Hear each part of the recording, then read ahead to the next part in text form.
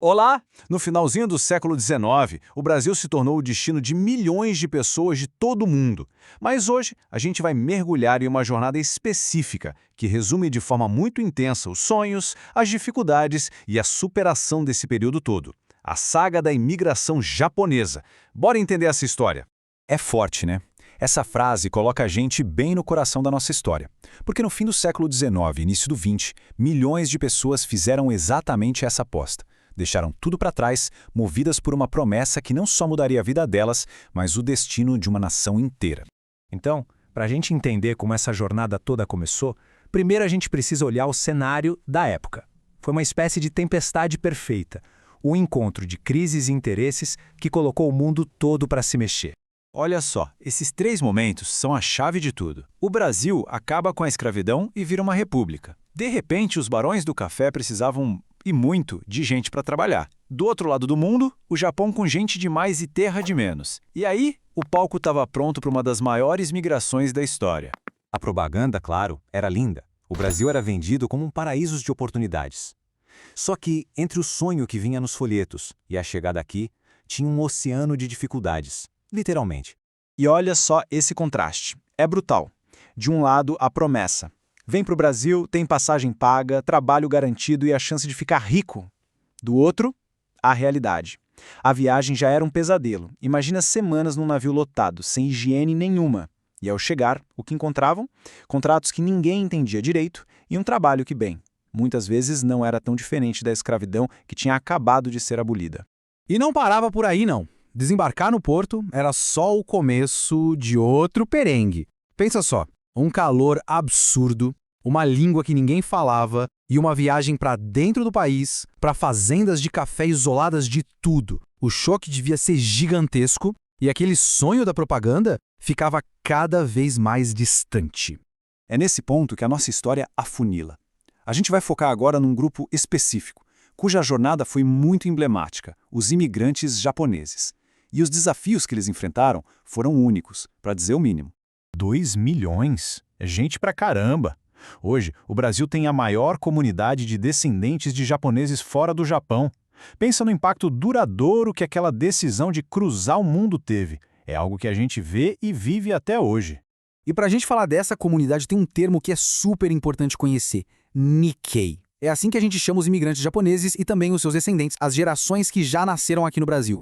Mas aí fica a pergunta, por que justo o Japão? O motivo é bem direto. A Itália, que era a principal fonte de mão de obra, basicamente bateu a porta. O governo italiano proibiu a vinda de mais gente para cá por causa das denúncias de exploração. E aí, os fazendeiros de café precisaram procurar em outro lugar. E foi assim que os olhos se viraram para o Japão. Pesado, né? Essa frase de uma revista da época mostra bem o clima. A recepção não foi nada calorosa. Pelo contrário, rolava um preconceito gigantesco na imprensa, na política. A ideia era que eles eram diferentes demais, uma raça inferior, que, nas palavras da época, ia poluir a nação. E o que começou como desconfiança, logo virou perseguição. Perseguição oficial mesmo, vinda do governo. Principalmente durante a Era Vargas e a Segunda Guerra Mundial. Olha só de quem veio essa frase absurda do próprio ministro da Justiça do Brasil. Não era a opinião de qualquer um, era a visão do Estado. Eles viam a comunidade japonesa como um cisto, um corpo estranho que precisava ser isolado e controlado. E não ficou só no discurso, não. O governo Vargas foi para cima da identidade deles. Proibiram falar japonês na rua. Fecharam mais de 200 escolas da comunidade. Acabaram com os jornais e revistas.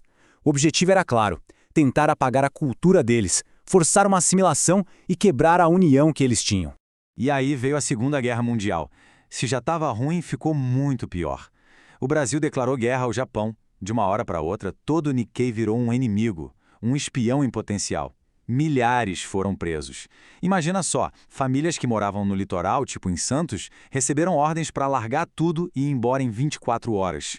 Mas é aqui que a história dá uma virada impressionante. Depois da guerra, essa comunidade que foi tão perseguida protagonizou uma das maiores histórias de superação do Brasil. Eles saíram de párias para se tornarem um pilar fundamental da nossa sociedade. Mas como eles conseguiram essa virada? Foram basicamente 3 passos. Primeiro, caiu a ficha de que voltar para o Japão não era mais uma opção.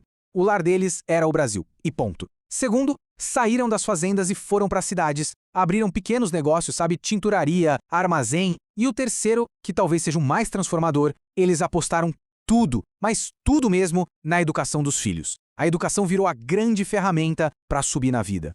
E o resultado? Foi simplesmente espetacular. Pensa bem, em 1958, a comunidade Nikkei era menos de 2% da população do Brasil, mas já representava 21% das pessoas com diploma universitário. 21%! Isso mostra o quanto aquela aposta na educação deu certo. E isso não é uma história do passado, não. Olha só esse gráfico. Até hoje, a média de anos de estudo na comunidade nipo-brasileira é bem maior que a média do Brasil. Ou seja, aquela semente plantada lá atrás, a aposta na educação, continua dando frutos. E não foi só nos estudos. A galera que ficou no campo fez uma verdadeira revolução na agricultura. Sabe os cinturões verdes que abastecem as grandes cidades com verduras e legumes frescos? Pois é, criação deles. Eles introduziram mais de 50 alimentos que a gente come hoje, como a maçã Fuji e o caqui. E ainda criaram um modelo de cooperativas que virou um exemplo para o país inteiro. No fim das contas, toda essa jornada de perseguição e superação deixou um legado super complexo, uma via de mão dupla que conecta Brasil e Japão de um jeito que ninguém imaginava lá no começo. E aí a história dá uma pirueta. A partir dos anos 80, com a crise econômica aqui no Brasil e a prosperidade lá no Japão, o fluxo se inverteu. Os netos e bisnetos daqueles primeiros imigrantes começaram a fazer o caminho de volta para trabalhar no Japão. São os famosos Decaseguis, criando uma identidade única, uma ponte viva entre os dois países. E a gente termina com essa reflexão. A saga da imigração japonesa no Brasil é uma lição incrível sobre resiliência, identidade e a capacidade de construir um lar mesmo quando tudo parece contra. E nos deixa com uma pergunta no ar. Afinal, o que significa pertencer a um lugar? É onde se nasce? É o nome que se carrega? Ou são as contribuições que deixamos na construção de um país? Fica aí pra gente pensar. Se você gostou do vídeo, não se esqueça de se inscrever no canal, compartilhar, curtir e comentar. E até o próximo vídeo!